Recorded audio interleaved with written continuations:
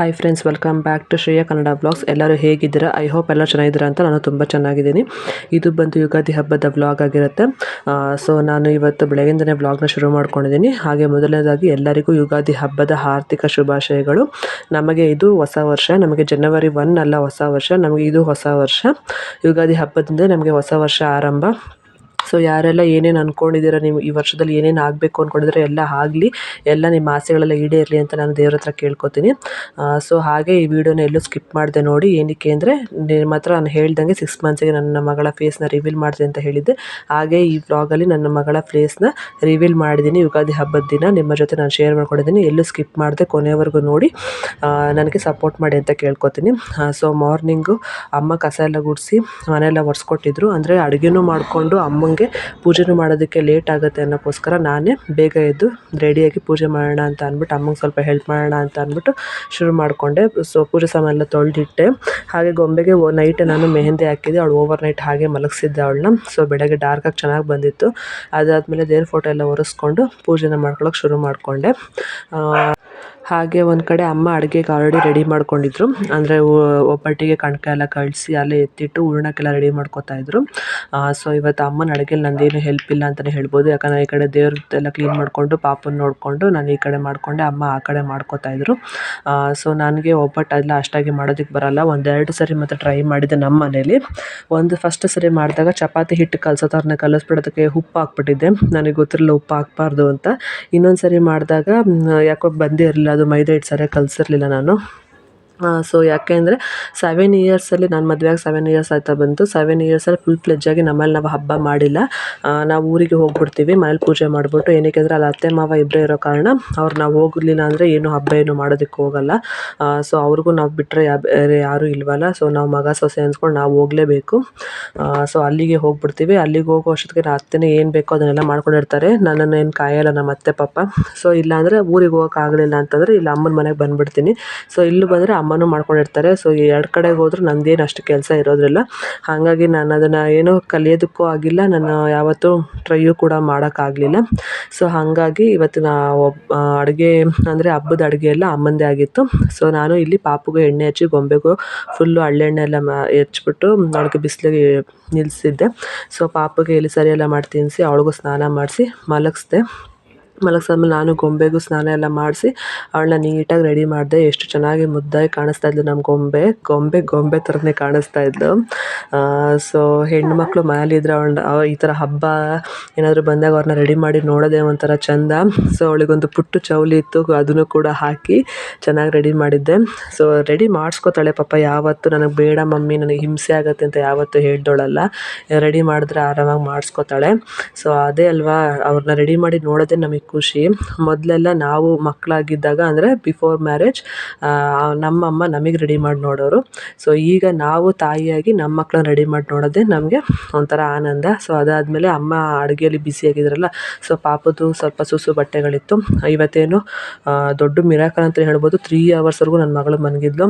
So ಅವಳು ಮಲಗಿರೋ ಟೈಮಲ್ಲಿ ನನ್ನ ಬಟ್ಟೆನೂ ಒಗೆದು ನಾನು ರೆಡಿಯಾಗಿ ನನ್ನ ಮಗಳನ್ನ ರೆಡಿ ಮಾಡಿದ್ರು. ಅವಳು ಇನ್ನೂ ಎದ್ದಿರಲಿಲ್ಲ. ಸೊ ಬಟ್ಟೆ ಎಲ್ಲ ಒಗ್ದಾಕ್ಬಿಟ್ಟು ಬಂದೆ. ನನ್ನ ಮಗಳು ಪಾಪ ಅವ್ರ ಅಪ್ಪಂಗೋಸ್ಕರ ಕಾಯ್ತಾ ಇದ್ಲು. ಪಪ್ಪ ಯಾವಾಗ ಬರುತ್ತೆ ಮಮ್ಮಿ ಅಂತ. ಸೊ ಅಲ್ಲಿಂದ ಹಾಗೆ ಒಳಗಡೆಗೆ ಬಂದು ನಾನು ರೆಡಿ ಆದೆ. ನೋಡಿ ಈ ಥರ ಸಿಂಪಲಾಗಿ ರೆಡಿ ಆಗಿದೆ ಅಷ್ಟೇ. ಯಾಕಂದರೆ ಈ ಸಮ್ಮರಲ್ಲಿ ಹೆವಿಯಾಗಿ ರೆಡಿಯಾಗಿ ಮೇಂಟೈನ್ ಮಾಡೋದಕ್ಕಾಗಲ್ಲ ಮಕ್ಕಳ ಹತ್ರ. ಸೊ ಸಿಂಪಲಾಗಿ ರೆಡಿ ಆಗಿದೆ. ಹೇಗೆ ಕಾಣಿಸ್ತಾ ಇದ್ದೀನಿ, ಹಾಗೆ ನನ್ನ ಮಗಳು ಕೂಡ ಅವಳ ಡ್ರೆಸ್ಸಲ್ಲಿ ಹೇಗೆ ಕಾಣಿಸ್ತಾ ಇದ್ದಾಳೆ ಅಂತ ಅಂದ್ಬಿಟ್ಟು ಕಮೆಂಟ್ ಬಾಕ್ಸಲ್ಲಿ ತಿಳಿಸಿ. ಸೊ ನಿಮ್ಮ ಹತ್ರ ಹೇಳ್ದಂಗೆ ನನ್ನ ಮಗಳ ಫೇಸ್ನ ರಿವೀಲ್ ಮಾಡಿದೆ ಅಂತ ಹೇಳಿದ್ದೆ. ನೋಡಿ ಇವಳೇ ನನ್ನ ಪುಟ್ಟ ರಾಜ್ಕುಮಾರಿ. ಸೊ ನಮ್ಮ ಮನೆಗೆ ಬಂದಂಥ ನಮ್ಮ ಮನೆಯ ಮಹಾಲಕ್ಷ್ಮಿ ಅಂತಲೇ ಹೇಳ್ಬೋದು. ಹೇಗಿದ್ದಾಳೆ ಕಮೆಂಟ್ ಬಾಕ್ಸಲ್ಲಿ ತಿಳಿಸಿ ಹೇಗಿದ್ದಾಳೆ ಅಂತ ಅಂದ್ಬಿಟ್ಟು. ಹಾಗೆ ನನ್ನ ಮಗಳ ಹೆಸರು ಏನು ಅಂತ ನಿಮ್ಗೆ ತಿಳ್ಕೊಬೇಕು ಅಂತಂದರೆ ದಯವಿಟ್ಟು ನನ್ನ ಚಾನಲ್ನ ಫಾಲೋ ಮಾಡ್ಕೊಳ್ಳಿ. ಸೊ ಮುಂದಿನ ದಿನಗಳಲ್ಲಿ ನನ್ನ ಮಗಳ ಹೆಸರು ಏನು ಅಂತ ನಾನು ಶೇರ್ ಮಾಡ್ಕೊತೀನಿ. ಮಗಳ ಫೇಸ್ನ ರಿವೀಲ್ ಮಾಡಿದ್ದೀನಿ, ದಯವಿಟ್ಟು ಯಾರು ದೃಷ್ಟಿ ಹಾಕಬೇಡಿ.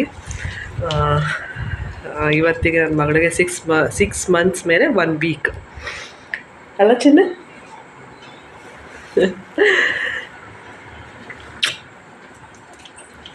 ಸೊ ಹೇಗಿದ್ದಾಳೆ ಅಂತ ಕಮೆಂಟ್ ಬಾಕ್ಸಲ್ಲಿ ತಿಳಿಸಿ.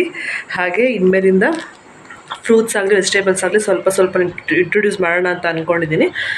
ಸೊ ಇನ್ಮೇಲೆ ಸಾಲಿಡ್ ಫುಡ್ಸ್ ಎಲ್ಲ ಇಂಟ್ರೊಡ್ಯೂಸ್ ಮಾಡ್ತೀನಿ. ಸೊ ಅದು ನನ್ನ ಚಾನಲ್ನ ಸಬ್ಸ್ಕ್ರೈಬ್ ಮಾಡ್ಕೊಳ್ಳಿ. ಹಾಗೆ ಪಕ್ಕದಲ್ಲಿ ಕಾಣೋ ಬೆಲ್ ಬಟನ್ನ ಕ್ಲಿಕ್ ಮಾಡಿಕೊಂಡ್ರೆ ನಿಮಗೆ ನನ್ನ ವೀಡಿಯೋ ಯಾವುದು ಮಿಸ್ ಆಗೋದಿಲ್ಲ. ನೋಟಿಫಿಕೇಷನ್ ಮುಖಾಂತರ ನಿಮಗೆ ನನ್ನ ವೀಡಿಯೋ ರೀಚ್ ಆಗುತ್ತೆ. ಹಾಗೆ ಈ ವಿಡಿಯೋ ನಿಮಗೆ ಇಷ್ಟ ಆದರೆ ಲೈಕ್ ಮಾಡಿ, ಯಾರಿಗಾದ್ರು ಯೂಸ್ಫುಲ್ ಆಗಿದ್ರೆ ಶೇರ್ ಮಾಡಿ. ಹಾಗೆ ಏನಾದರೂ ಸಜೆಷನ್ಸ್ ಇದ್ದರೆ ಕಮೆಂಟ್ ಬಾಕ್ಸಲ್ಲಿ ತಿಳಿಸಿ. ಹಾಗೆ ನನ್ನ ಮಗಳು ಹೇಗಿದ್ದಾಳೆ, ನಮ್ಮ ಪುಟ್ಟ ಪ್ರಪಂಚ ಹೇಗಿದೆ ಅನ್ನೋದನ್ನ ಕಮೆಂಟ್ ಬಾಕ್ಸಲ್ಲಿ ತಿಳಿಸಿ ಅಂತ ಕೇಳ್ಕೊತೀನಿ. ಸೊ ಇನ್ಮೇಲೆ ಸಾಲಿಡ್ ಫುಡ್ಸ್ ಎಲ್ಲ ಶುರು ಮಾಡ್ತೀನಿ. ದಯವಿಟ್ಟು ನನ್ನ ಚಾನಲ್ನ ಆಗಲಿ ನನ್ನ ವೀಡಿಯೋಗಳನ್ನಾಗಲಿ ಮಿಸ್ ಮಾಡ್ಕೋಬೇಡಿ. ಸೊ ಹೇಗಿದ್ದಾಳೆ ನನ್ನ ಮಗಳು, ಮುದ್ದಾಗಿ. ನಮಗಂತೂ ಮುದ್ದೆನೇ, ಯಾಕಂದರೆ ಹೆತ್ತೋರಿಗೆ ಹೆಗ್ಣನೂ ಮುದ್ದು ಅಲ್ವಾ. ಸೊ ನಿಮಗೆ ಹೇಗಿದ್ದಾಳೆ, ಹೇಗೆ ಅನಿಸ್ತಾಳೆ ಅಂತ ಕಮೆಂಟ್ ಬಾಕ್ಸಲ್ಲಿ ತಿಳಿಸಿ. ಹಾಗೆ ಹಬ್ಬದ ಅಡುಗೆ ಊಟದ ಟೈಮು ಬೆಳಗ್ಗೆಯಿಂದ ಒಬ್ಬಟ್ಟಿಗೋಸ್ಕರ ನಾನು ಟಿಫನ್ನು ಕೂಡ ಮಾಡಿದೆ. ನಾನು ಲಿಟ್ರಲಿ ವೆಯ್ಟ್ ಮಾಡ್ತಾಯಿದ್ದೆ. ಸೊ ಯಾಕಂದರೆ ಅಮ್ಮನ ಕೈ ರುಚಿಯೇ ಒಬ್ಬಟ್ಟು ನನಗೆ ತುಂಬ ಇಷ್ಟ. ವೆಯ್ಟ್ ಮಾಡಿದೆ ನಾನು. ಸೊ ಗೊಂಬೆಗೂ ಒಬ್ಬಟ್ಟು ತಿನ್ನಿಸಿ ಅವಳಿಗೂ ಅನ್ನ ಸಾಂಬಾರು ಕೂಡ ತಿಂತಾಯಿದ್ಲು. ಸೊ ಈಗ ನಾನು ಟೇಸ್ಟ್ ಮಾಡೋ ಟೈಮು. ಅಮ್ಮನ ಕೈಯಲ್ಲಿ ಮಾಡಿರೋ ಒಬ್ಬಟ್ಟು ತಿನ್ನೋಕ್ಕೆ ನಿಜವಾಗ್ಲೂ ಪುಣ್ಯ ಮಾಡಿರಬೇಕು ಅಂತಲೇ ಹೇಳ್ಬೋದು. ಯಾಕಂದರೆ ತುಂಬ ಚೆನ್ನಾಗಿ ಮಾಡ್ತಾರೆ ನಮ್ಮಮ್ಮ. ನನಗಂತೂ ತುಂಬ ಇಷ್ಟ. ಸೊ ಅದು ಆ ಸೇಮ್ ಇಂಗ್ರೀಡಿಯೆಂಟ್ಸ್ ನಾನು ಹಾಕಿ ಮಾಡಿದ್ರೂ ಅಷ್ಟು ಚೆನ್ನಾಗಿ ಬರೋದಿಲ್ಲ. ಅದೇ ಅಲ್ವಾ ತಾಯಿಯ ಕೈ ರುಚಿ. ಸೊ ಊಟ ಮಾಡಿಕೊಂಡು ಹಾಗೆ ಈಚೆ ನನ್ನ ಮಗಳನ್ನ ಎತ್ಕೊಂಡು ವಾಕ್ ಮಾಡ್ಬೇಕಾದ್ರೆ ಅವ್ರ ಅಪ್ಪನೂ ಬಂದರು. ಅವ್ರ ಅಪ್ಪ ಬಂದ ತಕ್ಷಣ ಫಸ್ಟ್ ಕೇಳೋದೆ ಮಕ್ಕಳನ್ನ. ಸೊ ಹಾಗೆ ಅಲ್ಲೆಲ್ಲ ತಂದೆಗೂ ಮೊದಲು ಮಕ್ಕಳು ಬರೋಕ್ಕಿಂತ ಮುಂಚೆ ನಾವೇ ಅವ್ರಿಗೆ ಪ್ರಪಂಚ. ಮಕ್ಕಳು ಬಂದಮೇಲೆ ನಾವು ಸೈಡಿಗೆ ಹೋಗ್ಬಿಡ್ತೀವಿ, ಮಕ್ಕಳೇ ಅವ್ರ ಪ್ರಪಂಚ ಆಗೋಗ್ತಾರೆ.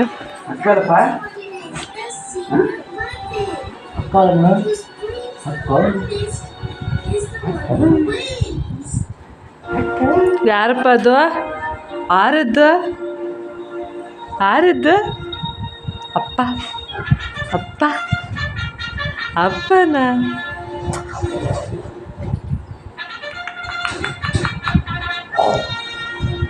ನನ್ನ ಹಸ್ಬೆಂಡ್ ಕೂಡ ಊರಿಗೆ ಹೋಗಲಿಲ್ಲ. ಅವರು ಇಲ್ಲಿಗೆ ಬಂದರು.